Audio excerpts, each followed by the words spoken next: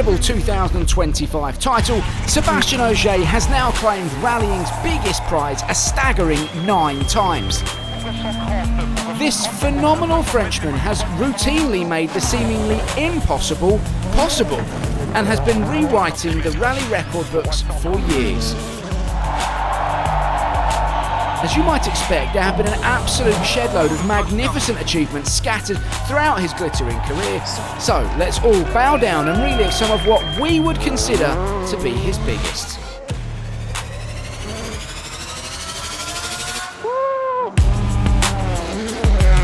His second full year at the sport's highest level, Sebastien Ogier had been turning heads since his debut, but had yet to deliver on the promise of a first WRC win. The Frenchman had led large periods of the previous event, Rally New Zealand, but a mistake had turned his dreams to dust. However, his analysis, in hindsight, seems ominous. But for us, the most important is that now we are able on a lot of rally to fight with the best guys. He would show this at the very next rally. Ogier took his first career win with a consummate performance, and to top it all off, was rewarded with a mid-season promotion to Citroen's factory team. To win my first rally like this with a big battle with Seb is perfect. Ogier would go on to win another rally, Japan, later in 2010, but it was what happened the next year when sparks started to fly. His relationship with teammate Sebastien Loeb was about to turn spicy. Ogier versus Loeb. Today, they're two titans of the sport, but back in 2011, it was Loeb with, at the time, 7 world titles, who was clearly the senior man. But Ogier's performances that season started to ask questions of Citroen's management. Who really was the main man? For the time being, it was still Loeb, which irked Ogier, and things came to a head at Rally Germany when frustrations between the two reached boiling point. I have no comment. He would go on to match Loeb's win tally that year, including a memorable Rally Jordan win where he edged out Jari-Matti Latvala by just 0.2 of a second. At the time, it was the closest finish in WRC history. But it was Loeb who would win his 8th title. Ogier finished that year in 3rd. Ogier would again be forced to wait, but not for long, as he decided to leave Citroën to begin a glorious chapter with a brand new manufacturer. Leaving Citroën certainly turned a few heads, and driving in the support category in 2012 was certainly unexpected for this clearly rising star. However, behind the scenes, he was spending his time helping to develop the car that Volkswagen would enter the WRC with the following year, the VW Polo R WRC. And from the start of 2013, it was clear the gamble had paid off. He was simply sensational. Ogier amassed a stunning 9 wins that season and smashed records on his way to securing his first ever Drivers' Championship title. It was the start of a glorious period of dominance, both for Ogier and Volkswagen. Ogier and VW were shaping up to echo the untouchable dominance of Loeb and Citroën from the previous decade. After his 2013 title win, they remained virtually peerless throughout 2014 and 2015, with successive driver and manufacturer's titles secured. This supremacy continued into 2016 as Ogier duly won his 4th consecutive world title, taking no fewer than 6 rally wins. But in a surprising turn of events, VW abruptly announced they would leave the WRC at the end of that year. Ogier would be forced to look for a new home. And to everyone's surprise, that home would be M Sport.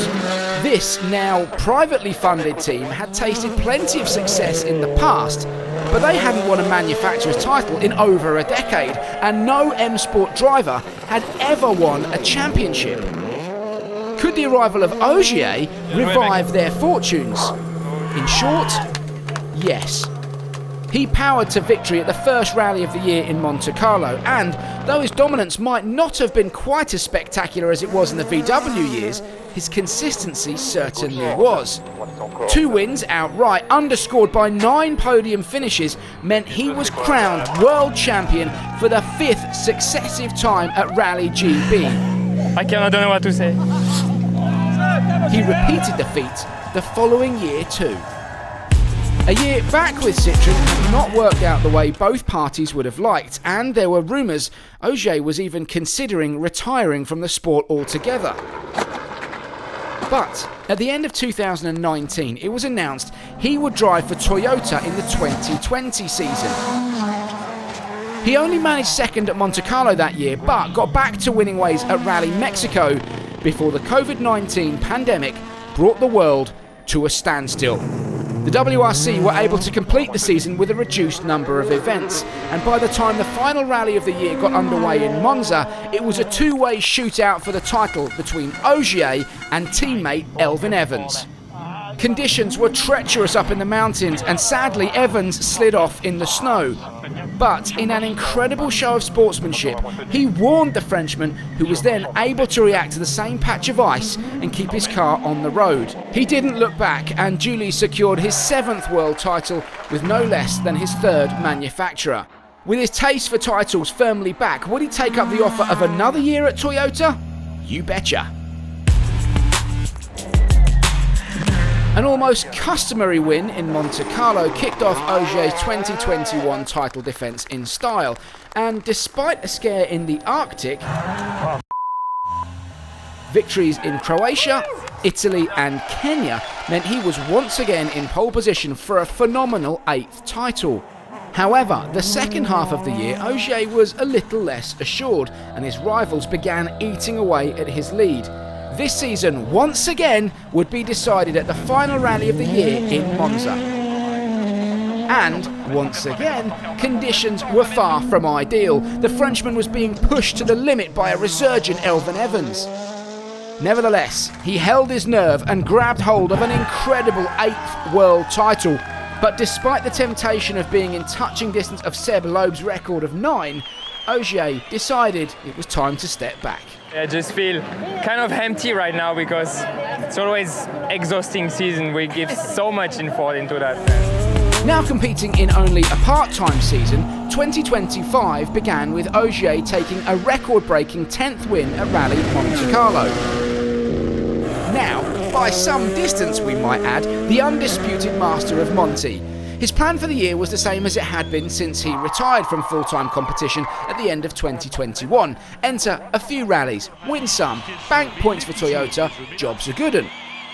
However, after yet another podium finish in Finland, the championship title, on a part-time schedule remember, was now an achievable goal. Ogier then committed to the remainder of the calendar and he won the very next event in Paraguay.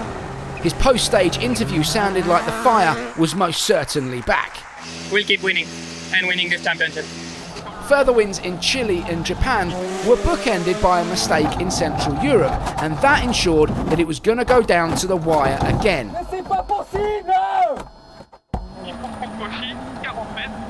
But at the WRC's all-new final event of the year in Saudi Arabia, his years of experience came to the fore as he did the business at this brand new rally to secure his record-equalling 9th world title. He's done it! He is the world champion! He was already great. He's now the joint greatest of all time. The question is, will it be a 10th title next year?